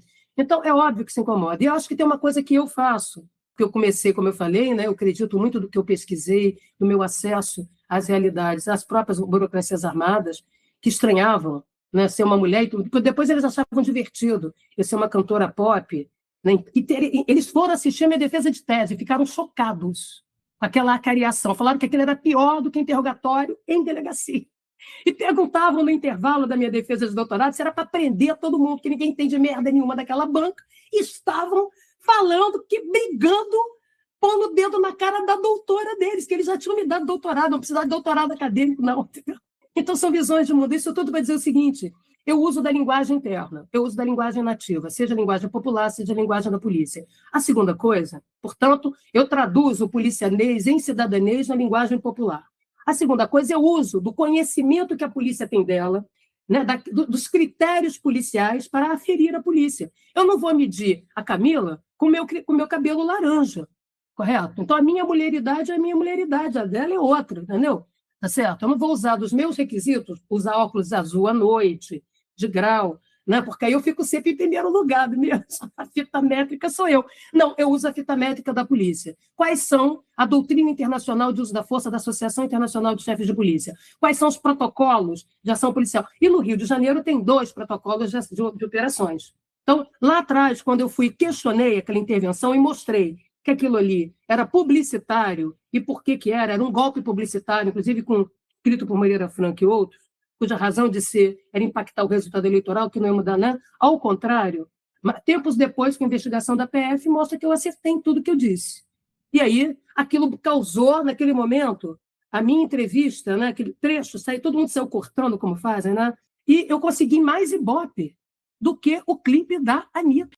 Fazer política pública é sentir a dor dos outros, é fazer com compaixão, e reconhecendo essas realidades. Então, isso. Ali eu fiquei perseguida, eu sofri um atentado, durante aquele ano, que eu quase morri, né? Que eu quebrei. Aí, quando eu tirei, fui muito para o Nordeste, tá?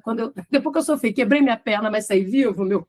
Quando acabou isso, eu saí do Brasil 2 vezes, né? Fiquei um tempo fora, aproveitando as férias acadêmicas, depois eu voltei, durante a eleição do Lula, agora, essa última eleição, entre o primeiro e segundo turno, também as ameaças subiram, e eu tive que sair do país, ficar 15 dias. Eu acabei de votar, no dia seguinte eu estava sozinha, lá no Galeão, para pegar um avião. As pessoas só souberam que eu estava fora do Brasil quando eu chego em Paris, que eu vou fazer uma conexão, aí tem policiais que vêm falar comigo e eu digo quem eu sou. Eles falam, pô, que legal você dar aula. Aqueles policiais antipáticos franceses, todo mundo tira foto comigo, é muito divertido isso. E aí eu fiquei fora, voltei para votar no segundo turno. Agora, eu não tenho dinheiro para ficar toda hora saindo, gente, eu não tenho esse apoio. Então, isso quer dizer crediário e dívida. Aí, e como a minha vida não vale tanto, porque a gente tem que entender isso, é a bolsa de valores da vida. Nem tão cedo eu vou me matar, naquele momento sim, mas depois não, porque o custo-benefício da matança é diferenciado, então não é assim. Só que o robô, né, ele não tem vontade. Então, desde aquela época, eu recebo com frequência milhares de ataques nas minhas redes sociais, inclusive elas foram roubadas, o meu lápis foi sabotado pelo MBL, várias coisas aconteceram de graves. E e-mails, porque você programa o robozinho, todo dia de manhã você vai receber um bom dia macabro, uma boa tarde macabra, e como eu sou mulher, os ataques serão todos misóginos, em relação ao meu gênero, à minha orientação sexual, à minha estética, que não é convencional e não é mesmo, nunca foi, entendeu? Eu não faço a linha professor, cara, não combina comigo nada disso. Então é óbvio que os ataques são assim, eles são persistentes, tá, gente? É isso que vai sabotando o seu psicológico, o seu emocional todo. Então, isso eu comecei a ter receio de limpar meus e-mails. Mas você recebia 3 mil e-mails por dia, sendo que uma parte é lixão mesmo, outra parte é ataque deliberado à sua integridade, à sua condição de gênero, à sua existência. E por quê? Porque eu acertei. E por que eu digo acertei o alvo? Não é ser dona da razão. Né? Porque aqui no Brasil todo mundo tem razão. Razão de cor, de classe, de renda, de gênero, orientação sexual, inscrição identitária religiosa. Não é? Porque eu fui no ponto. Eu fui lá, peguei critérios técnicos. Esses aqui são os critérios com que se mede. Tem o metro, o quilo, o litro e o policiômetro. Ok? Então vamos usar isso aqui na polícia? Ah, é guerra? Vou usar os critérios de Clausewitz. Nenhum problema. Foi assim que eu discuti com o general Cerqueira, né? Aquele que participou da morte do Lamarck, que foi secretário de segurança aqui. Porque não dá para blefar, não dá para ser policial de YouTube fazendo, entendeu? Até porque a maior parte dessas performances de YouTube que você vê, elas não são passíveis de serem aplicadas no público, é mais ou menos assim. Veja, mas não reproduz em casa essa experiência. Porque se o policial fizer aquela coreografia que esses sujeitos fazem em filminho, toque-toque, ele morre. Tá? Porque nada daquilo obedece aos padrões táticos de ação, nem individual, nem como grupo, nem como corpo tático. Olha a diferença. Isso tudo está escrito. Primeiro texto de operações policiais, como se afere, como compara com SWAT, entendeu? Não tem tempo para clichê. Então, foi assim, e eu sofri todas as reveses desse negócio. Tive síndrome do pânico, hoje eu posso falar isso. Não é? Fui acompanhada, tive que ir para terapia mesmo. Foi assim. Agora, a coisa foi bem pior, porque teve a capacidade de manipulação de 15 segundos da minha fala, onde eu mostrava que a superioridade, né, da polícia era tal que é duvidoso você entender a razão, um morto, um ferido, ou mais mortos que feridos, se não se sustenta por nenhuma explicação política, tática operacional, logística. 2, você tem 18 fulanos para 1. Faça uma roda com 18 e 1. 2, quem está segurando o fuzil do outro lado não tem padrão tático. O fuzil pesa 5 quilos, 6, exige compreensão física, treinamento físico, condicionamento físico. Você tem que remuniciá-lo. Mirar com o fuzil não é trivial. Sabe? Então, se você está correndo beco afora, trocando tiro com a polícia, tu vai largando os docinhos no meio do caminho, igual aquele caminho de João e Maria. Você vai largando o fuzil. Por isso que a apreensão de fuzil foi imensa e depois canibalizaram, fuzis canibalizaram e alguns tentaram vender por crime de volta. Né? E no Brasil não tem, sobretudo no Rio, não tem rendição, que é parte da economia política do crime, organizada pelo Estado. Você tem que se partir para cima. Então, aquele sujeito não tem padrão tático de tiro, vai ficar sem munição, ele tem que deixar o fuzil ao meio do caminho. Imagina você tentar atirar em vielas, em becos, que você não tem 360 graus de controle tático de território. Isso é um dos critérios, né, para ensinar a atirar a polícia. Então, essa diferença de um bando para uma organização profissional. Eu falei, chega um ponto que o sujeito, até com o estilingue, ganha daquela pessoa que está correndo, atirando com pistola, cujo tiro chega a 40 metros, tá? No máximo. Tá? E vai acabar a munição. Não é à toa que o resultado foi esse lá em cima, no tal do Muro do Bob, que eu falei que aquilo ali também tinha problema, por causa do desenho topográfico. Eu conheço o alemão, coordenei uma operação no alemão que prendeu o Elis maluco e não saiu produzindo matança. Para quem acha que eu não conheço o território, e não fui lá coordenar, né, na dimensão política institucional para que a operação acontecesse com critérios, com base em ação policial qualificada, repressão qualificada. Então, é óbvio que a reação foi de milhões. Parece que o Fórum fez um estudo que foi muito mais. E aí eles manipularam 15 segundos, porque 4 deputados de ultradireita viram nisso, eles estavam sem agenda. Eu era um bomene. Tá? A pessoa estava esvaziada de agenda. Aí vem, de novo, a Jaqueline, logo a mulher, a cantora. Aí eles esculhambaram, olha lá, ela é cantora, como é que pode? É mentira. Aí tinha uns memes ótimos, né? Todo mundo de cabelo laranja, Gaye, né? Lula. Falei, gente, eles usam o laranja é a cor mais quente, ficaram mais bonitos. Talvez fiquem mais inteligentes, entendeu? E aí uma esculhambação geral que não dava para ver, que era horrível. Aí tinha uns memes também divertidos, que era assim, as pessoas colocavam meu látis, e o lápis corria, feito doido, assim, página em cima de página, entendeu? A mulher tem mais de 200 artigos, mas não sei o quê. Eu não podia assistir aquilo, gente. Então, alguns alunos meus, pesquisa, é que levantaram tudo isso para né, para que eu possa mover ações. E dessa vez, a coisa foi muito grave. E quando isso acontece, e eu disse isso em todas as minhas entrevistas nesses últimos anos, tá, Fábio e Camilo? Eu nunca tive medo de que o crime organizado entrasse equipe, me pegasse pelo cabelo e me matasse. Nunca tive medo da milícia. Nunca tive medo de general nenhum. Você está tentando me pegar aqui uma metáfora e me colocar no pelourinho. Tá? Quem vai me atacar, me atacou e seguirá atacando é o cidadão de bem. É você no seu supermercado. Por isso que me fotografaram e mandaram as pessoas virem em cima de mim. Eu num restaurante nos arredores do meu bairro. Tá? Então, é um cidadão comum. Hoje eu não posso sair sozinha de novo, porque eu sou muito conhecida. Agora tem um lado legal. Eu vou para bloco de carnaval, eu estou num show, estou no teatro, vai ter gente querendo tirar foto comigo. Você não é a mulher que mete a porrada da segurança. Então as pessoas também acham que eu sou um avatar, não é? Isso é muito... Não tem lugar. Ou qualquer lugar que eu for, vai ter sempre bloco de carnaval, futebol, qualquer coisa, vai ter gente vindo falar comigo. Eu te acompanho, eu vejo, eu ouvi. Agora, por outro lado, tem essa destituição, né? Portanto, eu fui vítima e sigo sendo de uma violência política de gênero. Não é? Então, muitos atores, vocês, muita gente produziu notas de adesão, o Conselho Universitário, eu mobilizei a imprensa, saíram perfis meus, seja na grande mídia, nas mídias alternativas, falando desse ataque deliberado. E por que doeu tanto neles? Não é só porque eles estavam sem agenda, é porque eu desmontei as engrenagens, inclusive dos próprios comentaristas de TV, né, que falam, às vezes, impropérios sobre operações policiais. Eu defendo operações. Eu ajudei a criar os protocolos de operações policiais no Rio de Janeiro e os conheço. E usei a policialidade para medir a polícia. Eu usei o protocolo da PM da Polícia Civil para aferir. Eu não usei o meu. É isso que muda porque eu vou lá no ponto. Violação de direito já rolou, não é isso que eu estou perguntando. Eu quero saber se você é capaz de explicar a eficácia, eficiência e efetividade da sua operação segundo o objetivo que você se propôs, segundo os seus critérios, e não os meus. Não é segundo o meu cabelo laranja, é segundo os seus critérios. Isso faz toda a diferença, porque desmonta de todos os lados os argumentos. Desmonta dos comentaristas, desmonta o discurso fake de político. Não é à toa que esses 4 deputados, né, vieram com toda a fúria dessa vez e usaram as suas bases, porque é o Nicolas, é o Gayer, é o Palombo, é o Eduardo Bolsonaro já perdendo o mandato, não tendo o que fazer. E, para falar a verdade, eu só parei de ser atacada de forma sistemática, em volume, massificada, pela prisão do Bolsonaro. Quando o Bolsonaro vai lá e vai queimar a sua tornozeleira eletrônica, as pessoas me esquecem, né, extrema-direita, porque precisavam fazer isso. Porque a COP30 não estava dando ibope, não estava rendendo pauta.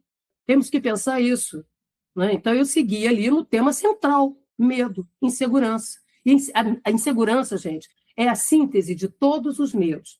Medo de morrer, medo de sobrar, de fazer tudo direito e perder o emprego, perder a faculdade, medo de ficar sozinho, de não pegar ninguém no aplicativo, medo de não ter socorro, de você chegar a não ser atendido. Então, todas essas vulnerabilidades se expressam na percepção de insegurança, que, quando é instrumentalizada pelo governo, pelos governos, ela maximizando o agravamento do temor, ela legitima os regimes do medo e valida práticas de exceção. Então, essa é a questão. E aí, no meu caso, o meu diferencial é esse, quer dizer, eu não estou falando de fora, né? Eu estou usando os seus critérios para te aferir. Nem pense que eu vou usar os meus. Os meus já estão públicos. Eu vou usar os seus técnicos. Você é uma profissão, você é uma organização profissional, correto? Então, eu vou usar critérios, fazendo uso da sociologia do trabalho, da sociologia das organizações, não é porque eu gosto de ler sobre essas coisas todas. E aí eu acho que o impacto, sendo eu quem sou, sendo eu a pessoa que, inclusive, fui condecorada pelas polícias do Brasil como comandante honorária das polícias, não porque eu agrado, e simplesmente porque eu desenhei ferramentas de redução da letalidade, de redução da vitimização, criar critérios de aferição da qualidade do trabalho, matriz curricular que melhor expresse o saber de polícia, que não seja um delírio prescritivo, principiológico, desprovido de realidade. Não é? Então, um conjunto de dinâmicas de controle, de valorização profissional, de saúde e segurança ocupacional, de profissionalização. Eu queria um Enem de polícia, eu quero padrão tático de tiro. Não pode aqui a pessoa atirar muito e atirar mal. Você ter gasto de munição, falta de munição, isso é vergonhoso, se a gente compara com os padrões internacionais. Se a polícia, igual o sujeito chegou para mim, quero ver a senhora! Assim, quando é rasgando o meu currículo na minha cara, apontando arma para mim, que é como se faz com mulher. Você rasga documento, não é? Não é assim que você faz com violência doméstica e de gênero? Para intimidar? Eu quero ver a senhora sozinha na favela, com fuzil na mão. A minha pergunta, quem foi o louco que colocou? Se colocaram lá sozinho, você não tem 360 graus de avisada. O olho humano percorre, 180. É por isso que toda a guarnição é no mínimo 2, ou como as Panteras 3, para dar 120 graus de tomada de decisão em menos de 30 segundos, querido. Então, se te colocaram sozinho, com fuzil na mão, que você não tem 360 graus de avisada e controle de eixo de aproximação, é queima de arquivo. Ou não gostam de você, ou estão te mandando para a morte, porque você não é legal. Sujeito, isso aqui são os padrões, tá? Você não aprendeu isso? Terreno, alocação de meios. Querido, mas só com fuzil você pode ter desvantagem em cenários acidentalizados. Nem sempre você vai ter tempo para acessar o fuzil e ganhar vantagem logística com o uso dele. Por isso que a polícia tem que ter cinto de utilidade igual o Batman. Armamentos combinados, letais, menos letais, de longo alcance, grande alcance, curto alcance, para situações que mudam. Polícia é sucessão de táticas. Então, e situacionais. Aí fica difícil, né? O sujeito, para ele discordar de mim, ele tem que dizer que é amador. Então, essa foi a virulência política ali. E até hoje eu estou no programa de proteção, né, de defensora de direitos humanos. Então, a minha mobilidade segue monitorada. Agora um pouco mais tranquilo, eu pico, né? Mas sou sempre identificada. Sempre para alguém para me esculhambar. E a segurança? E a pedra? Né? Isso vai durar ainda um bom tempo, ainda mais em ano eleitoral. Seguinte, as polícias foram se constituindo como governos autônomos, sentando na cadeira de governante. Os governantes, alguns à direita, alguns à esquerda, foram virando ventrílocos, garotos de propaganda de saldo operacional. Quando você fica pendurado em saldo operacional, não me interessa se é da PF ou se é da Guarda Municipal, você não pode se perguntar como o saldo operacional é produzido. Acontece que a arma não é chuchu que dá em cerca. Se você apreender a mesma arma, você começa a ter que produzir o kit de sucesso, assim chamado no Rio de Janeiro. Aprender a mesma arma várias vezes, negociar a apreensão com a liberdade, né, ou prisão de um traficante ou de um criminoso. Tá? Então, a polícia vai se constituindo como um governo autônomo. É da natureza das espadas se autonomizarem.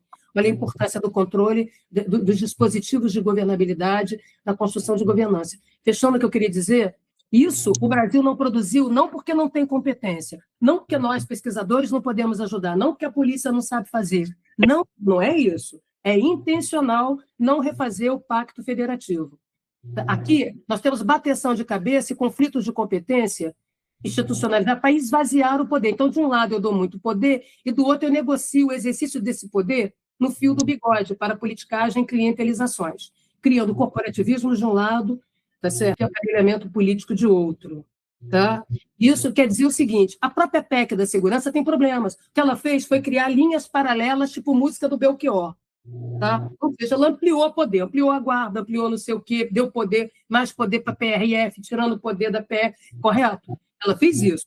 Ela não estabeleceu competências exclusivas, partilhadas e redundantes, que o artigo 144 não tem. Ele reproduz monopólios, e quase monopólios, como é insistido. Que é uma reprodução da Constituição de 60, e da Constituição do Estado Novo. É vergonhoso. É vergonhoso como, né, o aparelhamento político para inviabilizar governo, para poder você usar a polícia ou policiais conforme. Então, não é agora que... Não é Bolsonaro que aparelhou a polícia, não. Ele se beneficiou de uma estrutura, tá? Que todo mundo brinca, tá? E brinca mal. Não é? Então, esse é o problema da PEC. É preciso uma PEC, constitucionalizar os mandatos? Sim. E por que tem que ser competência exclusiva? Porque quando a gente bolou o SUSP, eu fui uma das autoras, e fui para Brasília implantar em 2003, era espelhado no SUS. E a primeira dimensão, você não pode ter monopólio do uso da força, tá? Nunca, senão o governo da força fica mais forte que o governo eleito. Sempre vai chantagear, silenciar parlamento, vai chantagear judiciário, vai calar a boca do MP. Isso é história, gostando das pessoas ou não. Tá? Então, aquele artigo 144 é produto de lobbies, é ordinário. Tá? Eu conheci, é só ler os análises da Constituição de 88 para ver a vergonha que aquilo é. Tá? Vergonha política, vergonha democrática. Aqui no Brasil a gente fala muito de democracia. Aqui a democracia é uma espécie de álibi para a institucionalização da violência de forma seletiva. A democracia do asfalto contra a favela. Tá? Então, a lógica aqui da democracia, já percebeu que a democracia no Brasil está sempre à beira de um ataque de nervos? Meu Deus, não vamos fazer isso não, porque a democracia está ameaçada. Aqui no Brasil tem discursos ótimos. As instituições brasileiras, que funcionam muito bem, estão sempre ameaçadas. As autoridades, que vai de ministro do Supremo a presidente da República, são coitados. Meu Deus, estão atacando o Lula, estão atacando... Gente, cada ministro do Supremo tem 50 juristas debaixo dele para montar parecer. Eles têm uma estrutura de casa civil no governo. Vulnerável sou eu como cidadã, mas aqui as instituições brasileiras precisam de colinho, as autoridades precisam de colinho, correto? E a democracia brasileira é uma ameaça, que é o nome de uma ordem excludente. Isso quer dizer que mulheres negras, quilombolas, juventude periférica, LGBTQI+, e quem mais você quiser, eles estão no final da fila. Epa, não pede nada não, mulher. A democracia está ameaçada. Ei, pobre, não fica querendo muita coisa agora não, que nós temos que salvar a democracia. E para salvar a tal da democracia permanentemente ameaçada, nós estamos sempre numa transição de Dante Alighieri, nunca chega no final. A transição democrática no Brasil não terminou. Como pode você ter mais de 40 anos de transição com uma ditadura que durou 20 e poucos anos? A transição é mais... Entendeu? A travessia de Cassandra, a travessia, né, do Mar Vermelho continua. Que discurso religioso messiânico é esse que nos destitui? Tá certo? Então, olha como isso é para produzir essa instabilidade, não é? Essa ampliação da vulnerabilidade na instrumentalização. Então, não fez de propósito. Por que tem que ter partilhado? Porque você não pode ter monopólio. Por que tem que ter redundância?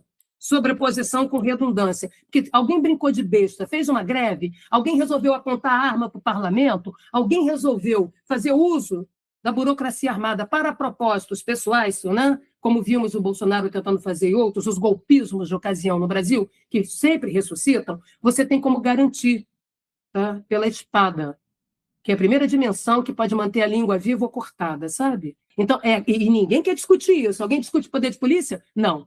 De maneira substantiva no Brasil? Não. Alguém discute a logística, que é o que delimita os meios e os modos? Quem autorizou o uso indiscriminado de fuzil?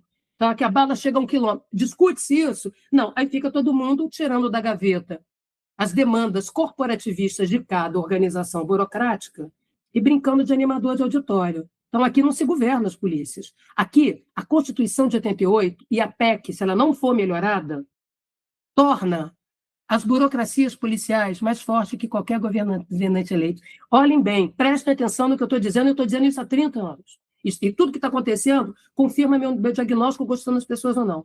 Aqui, em vez de dizer o que é união, cabe à União, sozinha, partilhada, a gente diz, cabe à Polícia Federal. Você está entendendo? Ou seja, não se define as competências dos entes federados e o seu modo de cooperação federativa, o federalismo, e sim pontifica na Constituição o quê? As burocracias. Por acaso você vê no SUS, só vou terminar, você vê no SUS a coisa assim, o banheiro do posto de saúde tem que ter jacuzzi, o desenho do plano de saúde tem que ter tantos cômodos, ou você vê isso?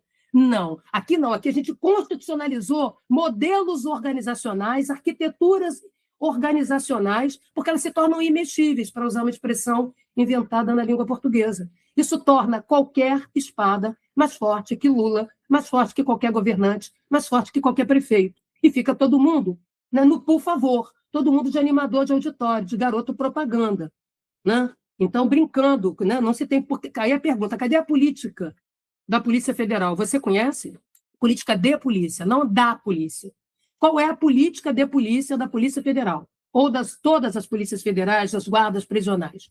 Qual é a Política Nacional de Segurança? Você conhece? Você conhece a Política Nacional Penitenciária? Você conhece a Política Nacional de Justiça? Você conhece a Política Nacional de Refúgio e Imigração? Você conhece a Política Nacional de Direito Econômico que impacta diretamente os territórios? Não! Então, vira a política do policial, do gestor, atendendo a miçangas governamentais. Isso, por enquanto, eu tenho que ficar torcer para governante bom ganhar. Pô, o Luiz Fábio vai ganhar a eleição, ele é do bem, entendeu? E ele tem vontade política e espírito republicano. Querida, vontade é igual orgasmo, né? Igual desejo, dá e passa. Vontade de comer doce. Tá? Eu não posso. E espírito, quer dizer, a pessoa tem que incorporar o espírito democrático. Assim, não dá. Né? Essas categorias que a gente usa falam desse personalismo, desse individualismo. Né? Ou seja, as estruturas de governo aqui têm que ser frágeis, institucionalmente frágeis, para que elas possam, todo mundo brincar de autarquia. Aqui todo mundo é autarquia sem tutela, independente de futebol clube. Cada pedaço do Estado é o Estado brigando com ele mesmo e a gente aqui embaixo assistindo a violência da com pau, a insegurança da com pau. Então, é essa a discussão. Tem jeito? A PEC tem. Entendeu? Refazer o pacto federativo ali. Não tem problema. Quer encolher a polícia, aumentar a polícia, criar a polícia, isso não é o problema. O problema é exatamente essas competências que permitem capacidade de governo. Aqui ninguém tem. Aqui pede, por favor, você anima auditório, você dá miçanga, brinca de uma cidadania de programa de milhagem e brinca de um programa de pontuação com burocracias armadas, não se improvisa com elas. E é isso que nós fazemos, agradinhos, que fazem mal à saúde do policial. Eu me sinto razoavelmente, digamos assim, protegida, né, no sentido agora como cidadã, não, segurança, porque também tem muitos policiais que, silenciados dentro das polícias, me encontram na rua e fazem assim para mim, de dentro de viatura, do tipo, estamos com você, né? Sabemos que você está defendendo a polícia como instituição democrática indispensável para não ter capangagem, para não ter mercenários, para não ter o que tivemos, né, no mundo pré-democrático. Né? Mas eu estou defendendo a polícia como instituição, sim, porque eu não quero ir para a rua armada, eu não quero ter que disputar no braço, né, os meus direitos, não é isso? Agora, é claro que eu ainda vou viver um momento assim esse momento que é difícil, né? Eu estou agora saindo para o pós-doutorado, né? Onde eu vou estar lá na Universidade, né, do ABC, com a Camila como minha supervisora, participando do Universal, né, da pesquisa em que Fábio faz parte, podendo então me dedicar a rodar, a fazer as pesquisas, escrever os livros, né? E um pouco afastada, né? Só manter as orientações, as pesquisas, afastada deliberadamente também da UF, seja porque eu preciso, já há muito tempo que eu nunca tinha tempo de fazer meu pós-doc de novo, e seja porque assim eu posso me dedicar a esses projetos que nós temos, né, e que fazem a diferença. Foi a gente dizer, tá, e insistir que se tratava de uma economia política do crime, né, uma articulação entre Estado e crime, que não é Estado paralelo nem Estado ausente, as coisas começaram também a mudar no debate público, né? Então a gente tem esse papel, e o meu papel é esse, né? Então é isso. É isso que eu tenho que fazer, entendeu?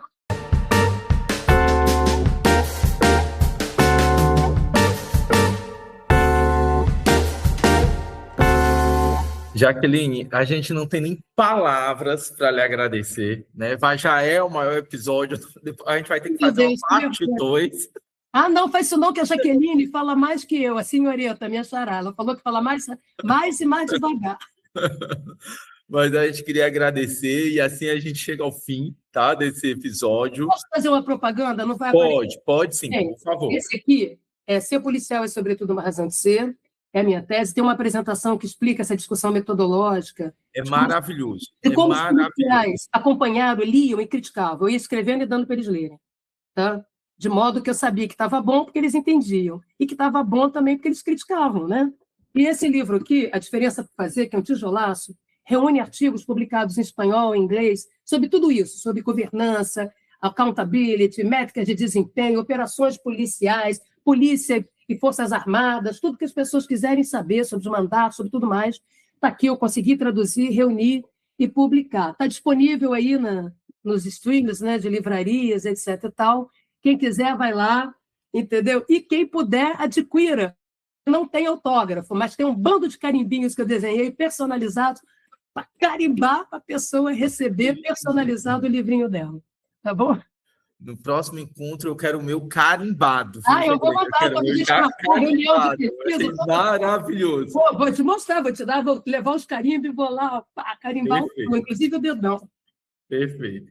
E assim chegamos ao fim de mais um Invips Podcast. Hoje conversamos com a professora Jaqueline Muniz sobre questões de segurança pública, força policial e governança criminal. Obrigado demais, Jaqueline, pela sua participação. Foi absolutamente fantástico. Camila, faça a sua despedida. Dá um beijão em todo mundo aí. Beijo a Ana Glau e todo o resto, que eu sei que não está aqui, que estão de outros grupos. Maravilha. Mas a todo mundo da Fortaleza que me ajudou muito. Inclusive o César Barreira e toda a equipe de vocês. Da primeira vez que eu estava ameaçada e que eu sofri esse tal atentado, eu fui muitas vezes chamada, né, para ir para o Nordeste, como eu falei, fui para o Ceará, para tudo quanto é canto, dar palestra, participar de reuniões, como uma forma de eu não ficar exposta aqui no Rio durante as eleições tão polarizadas, né? Então, eu agradeço muito a generosidade de todos vocês, né, esse reconhecimento e humor, porque vocês são bons de papo, bons de discussão e bons de cerveja. Com certeza. Bom de cerveja, de goró, tá certo?